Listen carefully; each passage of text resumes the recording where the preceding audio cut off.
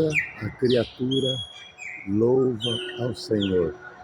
Os pássaros não cantam para nós.